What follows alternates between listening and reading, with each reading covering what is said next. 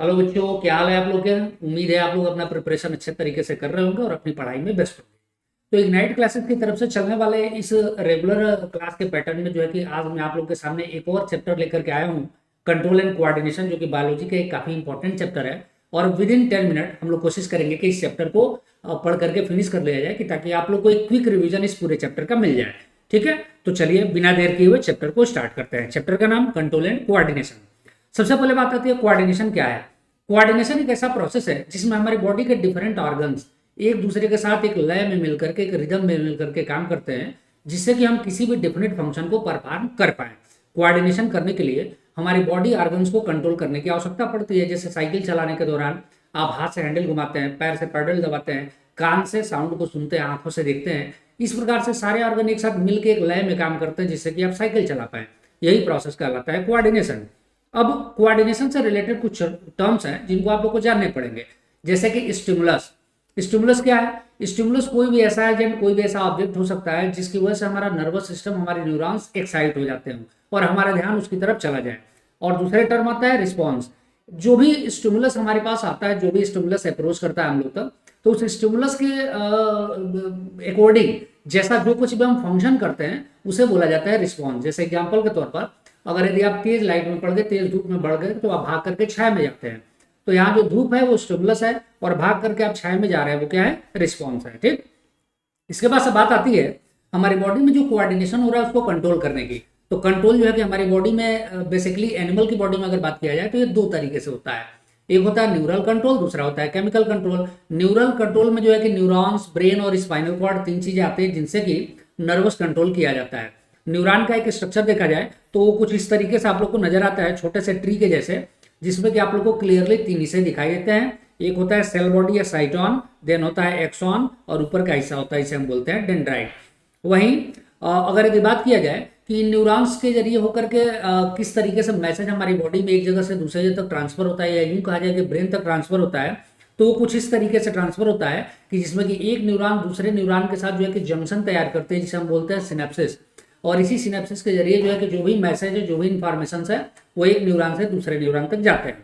ठीक इसी तरीके से दूसरा कंपोनेंट आता है नर्वस कंट्रोल का, वो होता है ब्रेन, जिसमें कि तीन हिस्से दिखाए गए हैं, फोर ब्रेन, मिड ब्रेन और हैंड ब्रेन। ठीक, तीनों ही के बारे में थोड़ा थोड़ा हम लोग जानेंगे।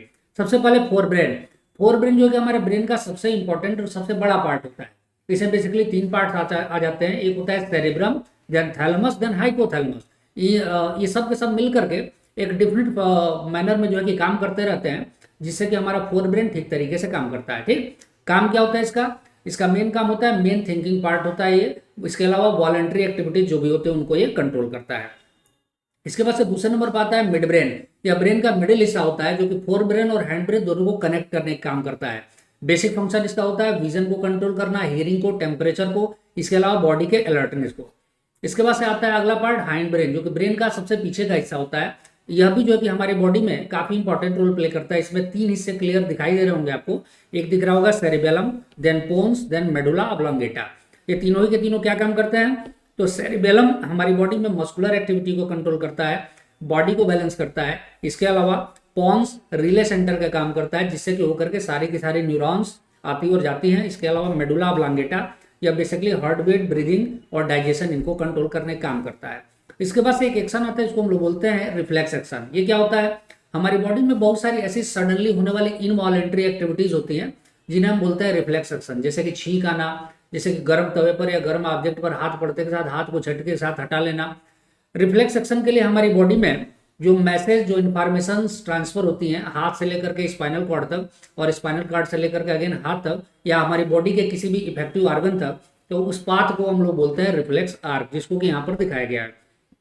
इसके अलावा केमिकल कंट्रोल। हमारी बॉडी में केमिकल कंट्रोल कैसे होता है? तो एनिमल्स की बॉडी में या ह्यूमन की बॉडी में केमिकल कंट्रोल होता है स्पेशली हार्मोन्स के हेल्प से। हार्मोन्स कहाँ से रिलीज होते हैं? तो हार्मोन्स रिलीज होते हैं एंडोक्राइन ग्लैंड से। इनको हम लोग डक्टलेस ग्लैंड के नाम से जानते हैं।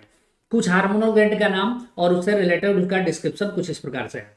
देखिए, सबसे पहला पार्ट आता है हाइपोथैलेमस। इसको हम लोग master of the master gland बोलते हैं, या हमारी बॉडी के मास्टर ग्लैंड कहे जाने वाले ग्लैंड, जिसको हम लोग बोलते हैं पिट्यूटरी ग्लैंड, उस पर एक्ट करता है। और ये बेसिकली रिलीजिंग हार्मोन्स को, रिलीजिंग फैक्टर्स को निकालने का काम करता है।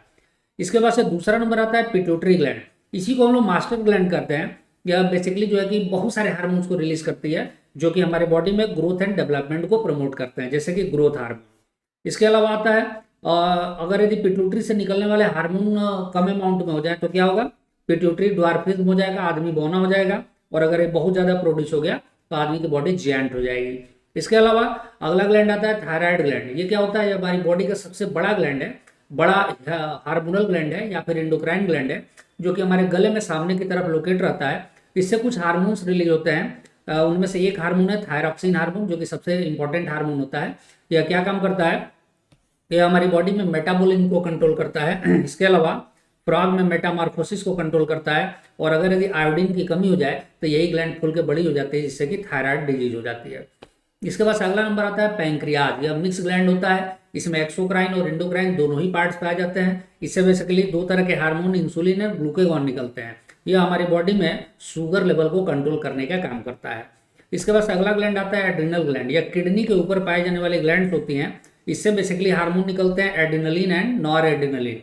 यह जो है हमारी बॉडी को इमरजेंसी के कंडीशन में फियर, फाइट या फ्लाइट के कंडीशन के लिए प्रिपेयर करती हैं। इनसे निकलने वाले हार्मोन को हम 3F हार्मोन के नाम से भी जानते हैं। इसके अलावा हार्मोन्स फ्रॉम गोनेट्स, जो गोनेट्स हैं टेस्टिस और ओवरी, ये दोनों भी रिप्रोडक्टिव ऑर्गन होने के साथ साथ जो है कि हार्मोनल ग्लैंड का भी काम करते हैं।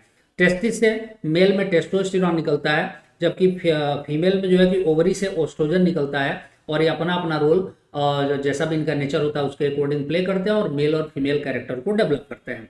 इसके बाद से हम बात करते हैं control and coordination in plant की। तो इसमें सबसे पहले हम बात करेंगे प्लांट में होने वाले मूवमेंट्स की। प्लांट में दो तरीके के मूवमेंट होते हैं, एक होता है ट्रॉपिक मूवमेंट, दूसरा होता है नेस्टिक मूवमेंट। दोनों को डिटेल में देखते हैं। सबसे पहले बात आती है ट्रॉपिक मूवमेंट की। तो यह एक ऐसा मूवमेंट होता है जो स्टिमुलस के अकॉर्डिंग होता है और इसमें डायरेक्शन जो है कि पर्टिकुलरली देखने को मिलता है, जैसे कि फोटोट्रॉपिक। इसमें लाइट की तरफ ग्रोथ होता है, लाइट की तरफ मूवमेंट होता है, जैसे कि स्टेम का ग्रोथ। इसके अलावा जियोट्रॉपिक, इसमें क्या होता है कि ग्रेविटी की तरफ ग्रोथ होता है, जैसे कि रूट का डेवलपमेंट हो गया। इसके अलावा हाइड्रोट्रॉपिक, इसमें क्या होता है कि वाटर की तरफ ग्रोथ होता है, पानी की तरफ डेवलपमेंट होता है, जैसे कि रूट का development towards the water reservoir.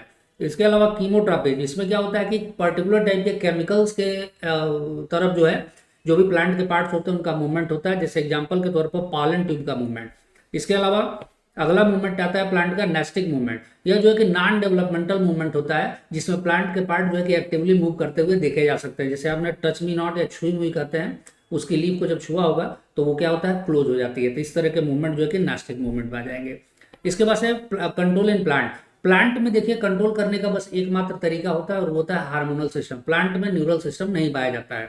तो प्लांट में कौन कौन से हार्मोन्स रिलीज होते हैं, तो सबसे पहले निकलता है ऑक्सिन। यह स्पेशली करता क्या है कि यह जो है प्लांट के साइज को इंक्रीज करने का काम करता है, सेल की संख्या को बढ़ा करके, ठीक। इसके अलावा दूसरा नंबर पर आता है जिब्रेलिन। यह जो है कि स्पेशली क्या करता है, यह सीड के जर्मिनेशन में, बर्ड्स के जर्मिनेशन में जो है कि हेल्प करता है। साथ ही साथ यह स्टेम की भी लंबाई को बढ़ाता है, फ्लावरिंग भी क्रिएट करने का काम करता है। अगला हार्मोन है साइटोकाइनिन। यह जो है कि सेल डिवीजन करने का काम करता है, डिफरेंशिएशन करने का भी काम करता है। इसके अलावा सेल की लंबाई को भी बढ़ाने का काम करता है। इसके और भी फंक्शंस होते हैं जो कि स्क्रीन पर आप लोग यहाँ पर देख सकते हैं। इसके अलावा अगला नंबर आता है एब्सिसिक एसिड। यह इनहिबिटरी हार्मोन होता है। यह सूखी हुई लीव्स को जो है कि गिराने का काम करता है। साथ ही साथ स्ट्रेस के कंडीशन में स्टोमेटा वगैरह को क्लोज करके साथ ही साथ प्लांट को वाटर की स्कार्सिटी से बचाने का काम करता है। साथ ही साथ यह डोरमेंसी भी क्रिएट करने का काम करता है। अगला हार्मोन होता है इथाइलिन, जो कि एक प्रकार का गैसियस हार्मोन है। आप अच्छे से जानते होंगे, यह स्पेशली फ्रूट को पकाने वाला हार्मोन होता है। अब यहाँ पर जो है कि आपका चैप्टर फिनिश हो गया। तो देखो इतने कम समय में आप लोग को इस पूरे चैप्टर का क्विक रिवीजन मिल गया। एग्जाम से पहले अगर यदि आप इस वीडियो को देख लेते हैं तो आप लोग को निश्चित रूप से एग्जाम में फायदा होगा। इसी उम्मीद के साथ कि आप इस वीडियो को देखेंगे और पूरा फायदा उठाएंगे। जो है कि चलिए जल्दी मिलते हैं नेक्स्ट वीडियो में नेक्स्ट चैप्टर के साथ। Okay, thanks.